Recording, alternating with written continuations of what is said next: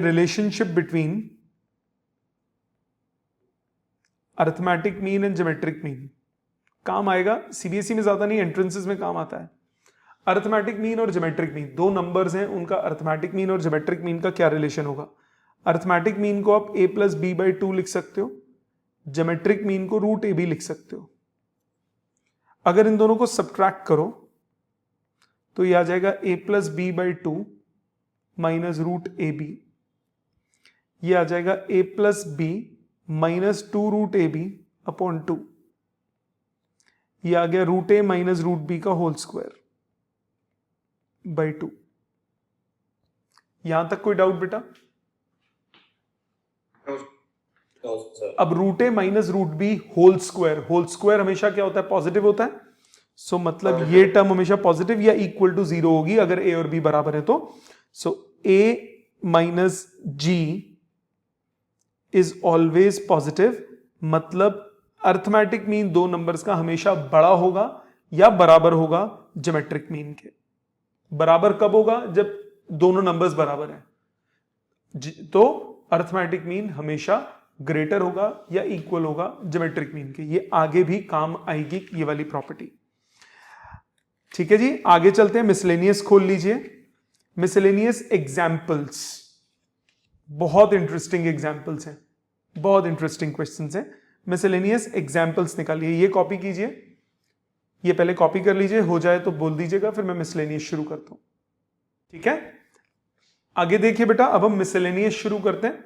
Miscellaneous example, सबसे पहले example number 21। Miscellaneous examples बहुत इंटरेस्टिंग है। एग्जाम्पल नंबर 21 देखिए। मिसलेनियस एग्जाम्पल नंबर 21 क्या कहता है? If pth, qth, rth and sth term of AP are in GP। ध्यान से स्टेप्स सोचिए, मैं टाइम दूंगा पूरा लिखने का, पहले सामने समझिए। pth, qth, rth and sth terms of AP, पहले एक एक लाइन पढ़ते हैं। pth term of AP, qth term of AP, rth term of AP, sth term of AP। pth term क्या हो गया? a plus p minus 1d। qth term हो गया a plus q minus 1d। rth term हो गया a plus r minus 1d। और sth term हो गया a plus s minus 1d। Yes और नो? हाँ कि ना? ये चारों टर्म्स उसने बोला जीपी में है। जीपी की ये फर्स्ट टर्म बोल दी, ये सेकंड टर्म हो गई, ये सेकंड थर्ड टर्म हो गई, और ये फोर्थ टर्म हो गई। यही मतलब हुआ AR3। हाँ कि ना? देवांश, यहां तक समझ में आया? pth, qth, rth, sth term of AP वो जीपी में है। जीपी में है, इसका मतलब pth टर्म अगर फर्स्ट टर्म है तो qth टर्म उसकी सेकंड टर्म होगी, rth टर्म उसकी थर्ड टर्म होगी, और sth टर्म उसकी फोर्थ टर्म होगी। तो उसको capital A, capital AR, AR square और AR3 मान लिया। यहां तक किसी को कोई डाउट है बेटा? नो। आगे वो कह रहा है शो करिए P minus Q, Q minus R, R minus S in GP। ये शो करना है आपको। To show P minus Q, Q minus R, R minus S are in GP।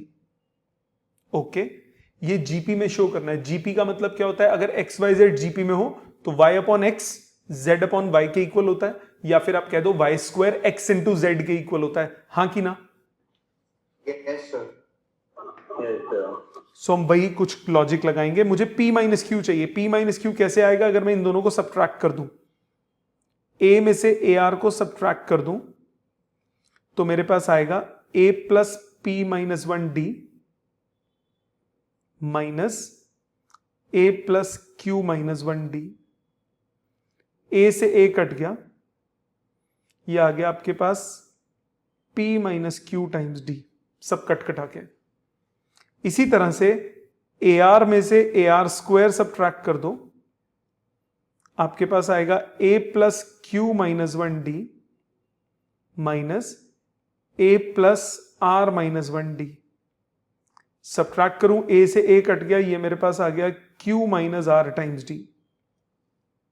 इसी तरह से AR स्क्वायर में से AR क्यूब सब्ट्रैक्ट कर दो, a r square minus a r cube, ये आ गया a plus r minus 1d minus a plus s minus 1d। Subtract करोगे ये आएगा r minus s times d. यहां तक कोई डाउट है तो प्लीज बोलिए। मैंने बेटा अभी आपको बोला P माइनस क्यू कैसे मिलेगा जब इन दोनों को सब्ट्रैक्ट करूंगा, और कोई तरीके से P माइनस क्यू नहीं निकल सकता ना, क्योंकि कैंसिल तभी होगा। P माइनस क्यू चाहिए हमें। अब फर्स्ट इक्वेशन को जरा ध्यान दो, इससे मेरे पास इक्वेशन बनी A common 1 minus r is P minus q d, first equation. इससे मेरे पास बनी A into a r common, copy का टाइम दूंगा बेटा प्लीज पहले ध्यान दो, is Q minus are into d. तीसरा a r square common, r minus s into d. यहां तक कोई डाउट? गोविंद, देवांश, भाविका, आर्यन, अनमोल, हर्षित, जसमीत, मन्नत, सम्यक, याशिका, यतिन, जिया? ओके। अब देखो let's improvise. What do we need? We need common ratio to be equal, मतलब हमें Q minus R divided by P minus Q चाहिए। कोई बात नहीं, डिवाइड कर दो इसको इससे, dividing second by first, so Q minus are into D upon P minus Q into D is A R into 1 minus are upon A into 1 minus are. Cut के मेरे पास इक्वेशन बना Q minus are upon P minus q equal to r. दूसरा क्या चाहिए? R minus s divided by Q minus r, तभी तो GP prove होगा। So dividing 3 by second R minus s into D upon Q minus are into D is A r square into 1 minus are upon a are into 1 minus are. Cut पिट के आपके पास आया r minus S upon q minus r is, ये capital R था, sorry ये भी capital R है। So from 4 and 5, from fourth equation and fifth equation आप लिख सकते हो Q minus are upon P minus Q is R minus S upon Q minus R, therefore P minus Q, Q minus R and R minus S are in GP। समझ में आ गई बात? Please इसको ध्यान से कॉपी कीजिए, कोई step नहीं समझ में आता तो मुझसे पूछिए। अच्छे क्वेश्चंस हैं इसके, मिसलेनियस के जितने एग्जाम्पल्स हैं बहुत एक से एक शानदार एग्जाम्पल्स हैं, और पर सबसे बड़ी बात उसमें देखने पे आपको समझ में नहीं आएगा क्योंकि उसने रीजन नहीं लिखा, सीधा स्टेप लिखा है, ब्रैकेट में लिख दिया एनसीईआरटी में वाई, खुद ढूंढो। तो ये मैंने पूरे स्टेप्स लिखे हैं, प्लीज ध्यान से कॉपी कीजिए। कोई स्टेप नहीं समझ में आता मुझसे पूछिए, आपके पास 5 मिनट का समय है। आगे देखते हैं बेटा क्वेश्चन एग्जाम्पल 22 पे ध्यान दीजिए। सब स्टेप्स सामने देखेंगे, ये जितने भी एग्जाम्पल्स हैं सब टिपिकल हैं। एग्जाम्पल 22, एग्जाम्पल 22 कहता है if A B C are in GP, okay जी, A B C are in GP and A to power 1 by x, B to power 1 by Y, C to power 1 by Z बराबर दिए हुए हैं। आपको prove करना है X Y Z are in AP. Okay बेटा, ABC GP में होने का मतलब बी स्क्वायर ए सी के बराबर दिया हुआ है। अब ये रिलेशन देखो, a to power 1 by x, B to power 1 by Y, C to power 1 by Z बराबर दिए हुए, इसको मैंने मान लिया ये के इक्वल है। A to power 1 by X के इक्वल हुआ तो इसका मतलब ए हो गया K to power X, B to power 1 by Y के इक्वल हुआ, इसका मतलब बी की वैल्यू हो गई K to power Y, C to power 1 by X 1 by Z k के इक्वल हुआ तो c की वैल्यू हो गई k टू पावर z। इतनी एक्सपोनेंट्स आते हैं ना सबको। Square root of x equal to y का मतलब होता है x equal to Y square. Square root का मतलब क्या होता है x टू पावर हाफ। तो पावर हाफ जब उधर जाएगी तो स्क्वायर बन जाएगी। सो a टू पावर 1/x अगर k के इक्वल है तो a हो गया k to power x, b to power 1/y k के इक्वल है तो b हो गया k to power y, c to power 1/z अगर k के इक्वल है तो c हो गया k to power z। So a b c ये तीनों आ गए। अब a b c तीनों निकालने के बाद आप क्या करोगे, सब्स्टिट्यूट कर दोगे सेकंड, थर्ड और फोर्थ को फर्स्ट में। Substitute 2, 3 and 4 in first equation.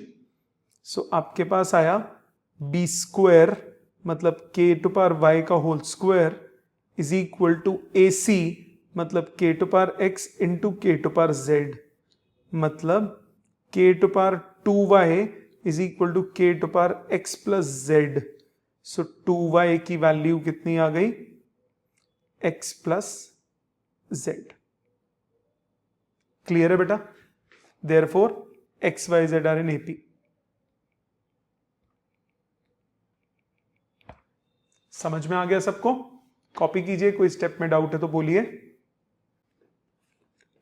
आगे देखते हैं एग्जाम्पल 23। सामने देखिए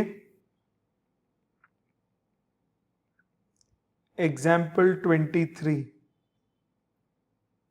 एग्जाम्पल 23 कह रहा है if a b c d and p are different real numbers, different है मतलब बराबर नहीं है, such that a square plus b square plus c square into p square minus twice of A B plus B C plus C D into P plus B square plus C square plus D square less than equal to 0। ये दिया हुआ है। A B C D आपको GP में show करना है। ये कैसा गंदा सा क्वेश्चन है, कोई घबराने की बात नहीं, ध्यान दो, इधर पैटर्न पे ध्यान दो। A square p square plus B square p square plus C square p square minus 2abp minus 2bcp minus 2cdp plus B square plus C square plus D square less than equal to 0। लिख सकता हूं bracket open करके। अब जरा ध्यान दीजिए, this plus this minus this इकट्ठा कर लीजिए। A square p square plus B square minus 2abp plus B square p square c square और 2bcp, ये तीन टर्म्स इकट्ठी, b square p square plus सी स्क्वायर माइनस 2bcp प्लस सी square p square plus D square minus 2cdp, इन तीन को इकट्ठा किया, b square sorry c square p square plus D square minus 2cdp। ये इकट्ठा करने से हुआ क्या आपको दिखा, a माइनस बी का होल स्क्वायर। आप इसे लिख सकते हो ap माइनस बी का होल स्क्वायर, इसको लिख सकते हो bp माइनस सी का होल स्क्वायर, इसको लिख सकते हो cp माइनस डी का whole square less than equal to 0। यहां तक कोई किसी को डाउट है? कॉपी का टाइम मिलेगा, स्टेप समझिए। यहां तक कोई किसी को दिक्कत है तो बोले। आगे देखें, this is positive, this is positive, this is positive, negative तो आंसर हो ही नहीं सकता। AP minus B whole square, BP minus C whole square, CP minus D whole square can never be negative.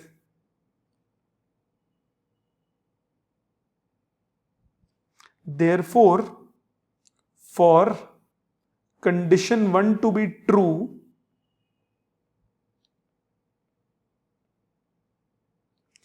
AP minus B 0 होना चाहिए, BP minus C ये भी 0 होना चाहिए, और CP माइनस D ये भी 0 होना चाहिए। हाँ कि ना? सोचो जरा ध्यान से। 3 पॉजिटिव टर्म्स हैं, Yes. सम कभी नेगेटिव नहीं हो सकता।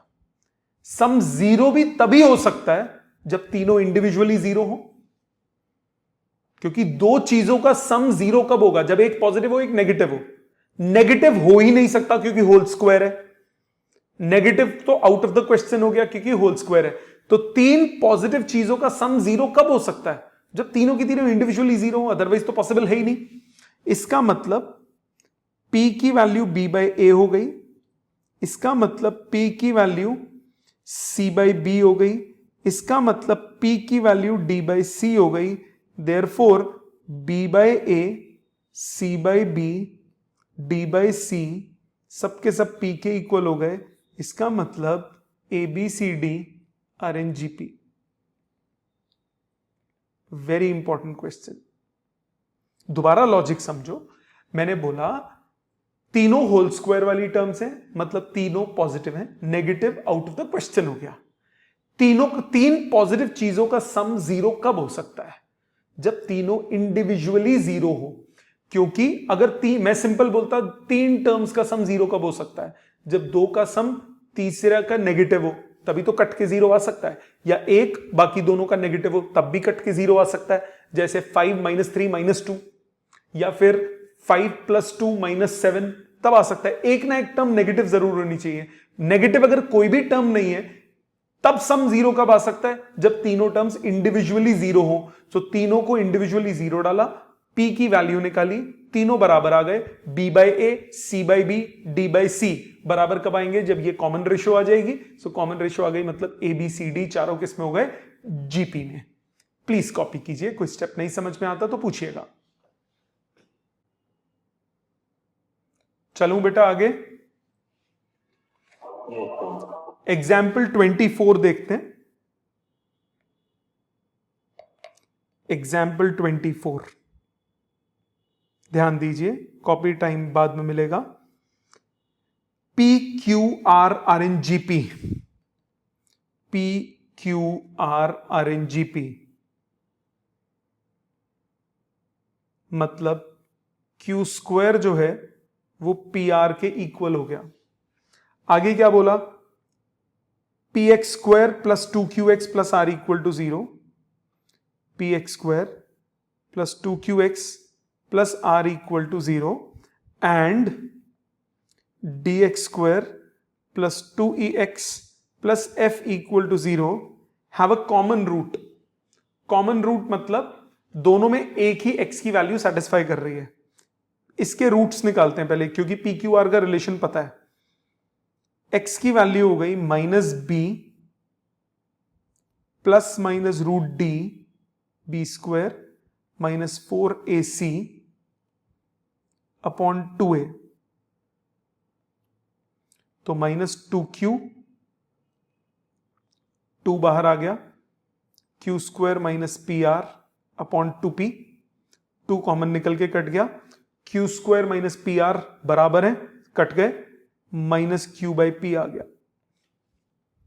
अब आपको क्वेश्चन में क्या बोला? x equal to minus Q by P must also satisfy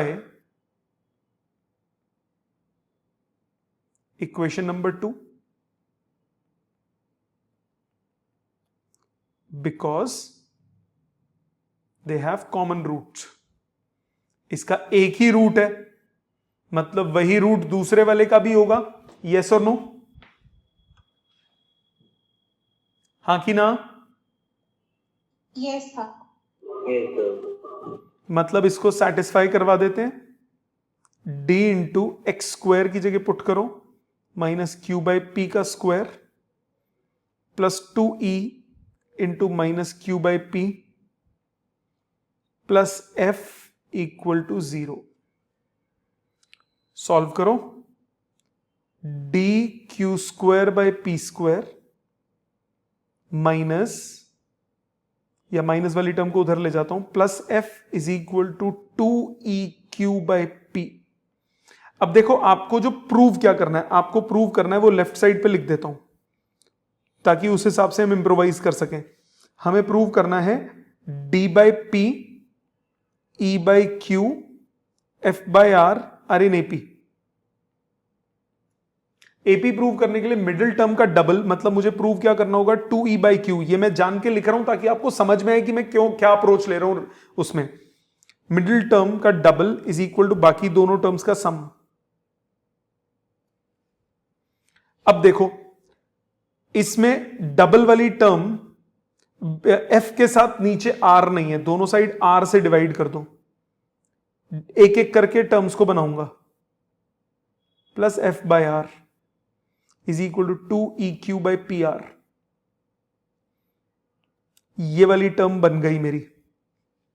अब आ जाते हैं पहली वाली टर्म पे। इस पे D/P चाहिए, Q² नहीं चाहिए, मतलब अब मैं इस Q² की वैल्यू को सब्सटीट्यूट कर दूंगा यहां से।